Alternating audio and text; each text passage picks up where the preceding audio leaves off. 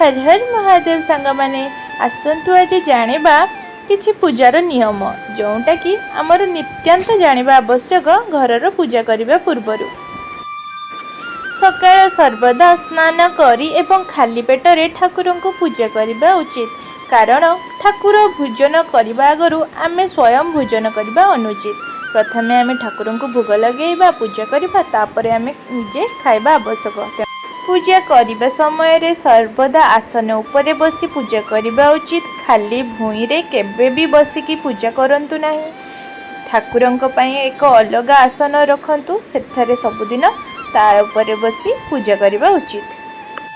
ठाकुर घर को बुधवार दिन सफा कले माँ लक्ष्मींकर शुभ दृष्टि पड़ी थाए, कारण गुरुवार हेउची माँ लक्ष्मींकर बार। ता पूर्व दिनरु आमे जदि घर को सफा सुतरा पूजा घर को मध्य सफा सुतरा करिबा तेबे माँ लक्ष्मी अत्यंत खुशी होइथांती। गुरुवार रे एवं एकादशी रे केबे भी घर को सफा करिबा उचित नुह। ठाकुरंको सिंहासन को सफा करने को हेले प्रथमे ठाकुरंको काढ़ी एक पितल थाली रे रखी सफा करने उचित। केबे भी ठाकुरंको सफा करने पई ठाकुर घर बाहर को काढ़ंतु नहीं। आउ मन रखंतु ठाकुरंको सफा कला परे पंचामृत करी ठाकुर को स्नान करांतु। ठाकुरंको दीप जालिबा समय रे दीप तले किछि अरुआ चाउल रखी दीप जालिबा उचित।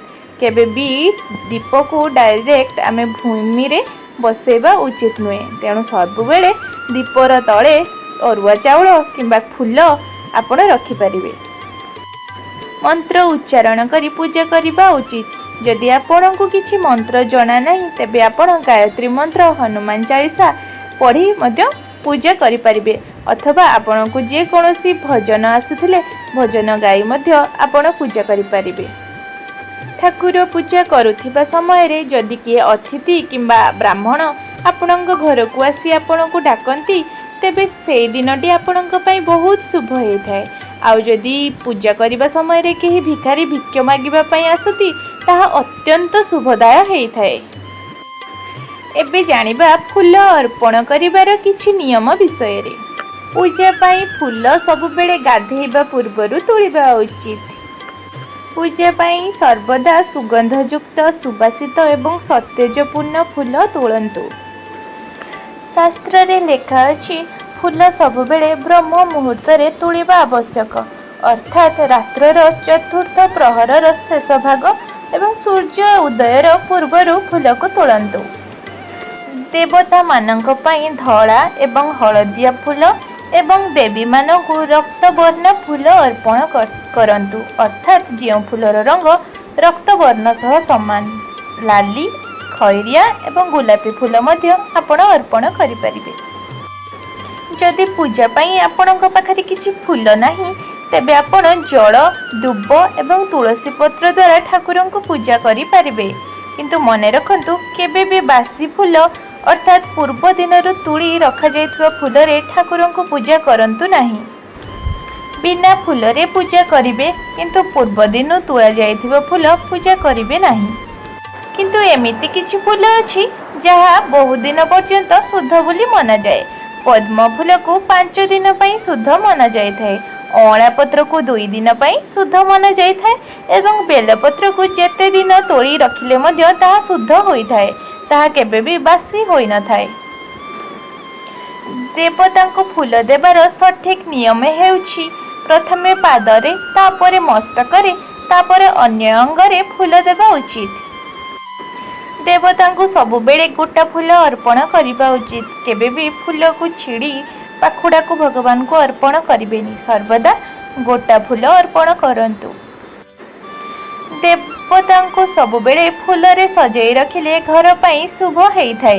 तेणु जेबे भी आपण पूजा करूचंती प्रथमे खटोली को भल भाबरे सजाई दियंतु। एबे आमे जानिबा ठाकुर पूजा करिबा समय रे केउ वस्त्र पिंधिबा आवश्यक एवं केउ वस्त्र पिंधिबा निषेध अटे। केबे भी एक वस्त्र हुई ठाकुर पूजा करिबे नाही। सबु बेले कांध उपरे अन्य एक वस्त्र पकेबे। जेपरिकी जदि आपण मठा पिंधुचंती तेबे एक उत्तरीय पकांतु, आउ जदि आपण साड़ी पिंधुचंती ताहाले एक ओढ़णी आपण उपरे पकेई पारिबे।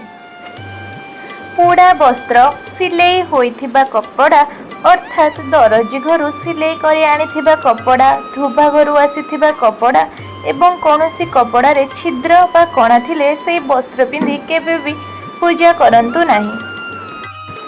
जे वस्त्र पिंधि राति रे सोईथिबे अर्थात सेज त्याग वस्त्र पिंधि केबे भी पूजा करंतु नाही। जे वस्त्र परिधान करी आपण आमिष खाद्य ग्रहण करिथिबे से वस्त्र पिंधि कदापि पूजा करबा उचित नुह। सर्वदा सफा एवं धुआ होइथिबा पवित्र वस्त्र पिंधि पूजा करबा आवश्यक। ठाकुर पूजा पाई एक निर्दिष्ट पोशाक रखंतु जो आपण केवल ठाकुर पूजा एवं संध्या समय संध्या आरती देबे, अन्य समय रे से पोशाक को पिंधिबे नाही। यदि आपनकु मोर एही तथ्य भल लागि थाए तेबे लाइक करिवे एवं चैनल रे जदि नुआ अछंती चैनल को सब्सक्राइब करबा पई जमा भी भूलिबेनी। रहिली जय जगन्नाथ।